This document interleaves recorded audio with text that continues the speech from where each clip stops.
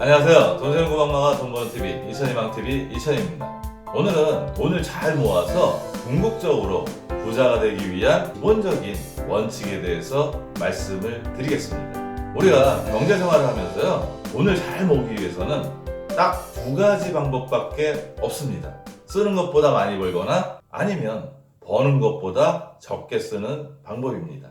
하지만 쓰는 것보다 많이 버는 것은 한계가 있습니다.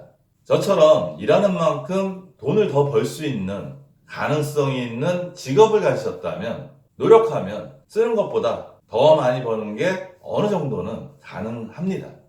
하지만 대부분의 직장인들은 월급 이외에 별도의 수입을 얻는 게 만만치 않습니다. 요즘 주 5일 근무에 주 52시간 근무가 일반화되고 있는데요. 여유 시간을 이용해서 별도의 수입을 얻을 수 있는 기회는 누구나 가질 수 있습니다. 하지만 시간이 있다고 해서 누구나 다 추가적인 수입을 얻을 수 있는 것은 아닙니다. 그렇기 때문에 버는 것보다 덜 쓰는 게 상당히 중요합니다. 그래야 남는 돈을 미래를 위해서 저축이나 투자를 할 수 있습니다. 처음에는 돈이 불어나는 속도가 상당히 느립니다. 하지만 종잣돈이 모여서 시간이 흘러가면 가속도가 붙기 시작하고요. 그러다 보면 큰 돈이 모여서 궁극적으로 부자가 될 수 있습니다. 따라서 부자가 되고 싶다면 제일 먼저 하셔야 될 일은 다시 한번 강조하지만 버는 것보다 덜 쓰는 겁니다. 재테크 수익률 측면에서 한번 살펴보면요. 매달 1,000만원씩 적금에 가입하는 것과 매월 10만원씩 절약하는 것 중에 어느 것이 유리할까요? 정답부터 말씀드리면 매월 1,000만원씩 적금을 가입하는 것보다 매월 10만원씩 절약하는 게 유리합니다. 매월 1,000만원씩 저축하는 것은 누구나 가능하지 않습니다.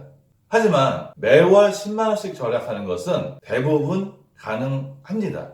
노력만 하면요. 화면을 보시면요. 매월 1,000만원씩 적금하는 거하고 10만원씩 절약하는 것을 제가 비교해 드렸습니다. 1,000만원씩 1년 만기로 연 2%의 적금을 들었다면 1년 후에 세금을 떼고 이자가 110만원이 붙습니다. 하지만 우리가 매월 10만원씩 절약하면요. 그 돈을 적금을 가입하면 1년 후에 원금 120만원에 이자 1만원이 붙습니다. 따라서 1,000만원씩 적금한 수익보다 절약한 돈 120만원 더하기 이자 1만원, 즉 121만원이 11만원이나 더 수익이 좋습니다. 그러면 저축하려면 무엇부터 하면 좋을까요? 저는 가계부부터 쓰시기를 적극적으로 추천드립니다. 지금 1월이기 때문에 가계부 쓰는 게 좀 더 수월할 수 있습니다. 저도 지난해 지출이 많이 는 것 같아서요. 한 2달 전부터 가계부를 쓰기 시작했습니다. 제가 지출이 늘었을 때 그걸 통제하기 위해서 가장 먼저 하는 일이 제 지출을 다시 한번 기록해서 확인하는 일입니다. 그렇게 써보니까 예상대로 지출이 많이 늘었고요. 합산을 해보면서 줄일 것과 줄이지 못할 것을 구분을 했습니다.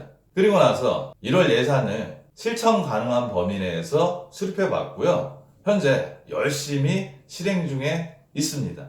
가계부를 한 번이라도 써보신 분은 알겠지만요. 가계부를 쓰는 것만으로 해도 지출이 상당히 통제가 되고요. 줄어듭니다. 지출을 줄이는데 가계부만큼 효과가 큰 것을 저는 여태까지 별로 보지 못했습니다.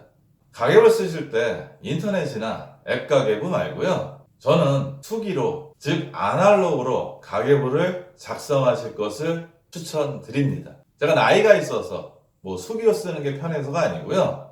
디지털로 단지 합산만 하는 가계부보다는 쓰면서 생각을 하는 가계부가 훨씬 효과적입니다.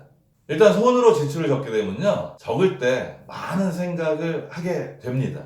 이 지출이 과연 잘한 건지 아니면 못한 건지, 다음에 이 지출을 반복할 건지, 내가 줄일 수 있는지 없는지 여러 가지 생각이 교차를 합니다.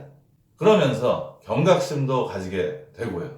이렇게 가계부를 적어 내려간 후에요. 그냥 적어만 가면 안 되시고요. 지출 내역을 합산한 후에 반드시 줄일 수 있는 내역과 줄일 수 없는 내역을 구분하시기 바랍니다. 그러고 난 후에 다음 달 예산을 수립해서 직접 실천해 보셔야 합니다. 왜 대부분 가계부 쓰기에서 지출이 줄어들지 않고 가계부 쓰는 것을 힘들어하고 중도에 포기하냐면요, 쓰는 데서 그치기 때문입니다. 가계부의 가장 큰 목적은 줄일 수 있는 것과 줄일 수 없는 것을 구분하는 거고요. 내가 정말 얼마나 쓰고 그 쓰는 비용 중에 얼마나 줄일 수 있는지를 체크한 후에 반드시 예산을 수립해서 실천해야만 가계부를 쓰는 효과가 큽니다. 제가 120% 보증합니다. 여러분들도 한번 시도해 보셨으면 좋겠습니다. 오늘은 돈을 모으고 궁극적으로 부자가 되기 위한 기본적인 원칙에 대해서 여러분들에게 말씀을 드렸습니다. 오늘 내용도 도움이 되셨으면 좋겠고요. 오늘도 행복한 돈 관리 되세요.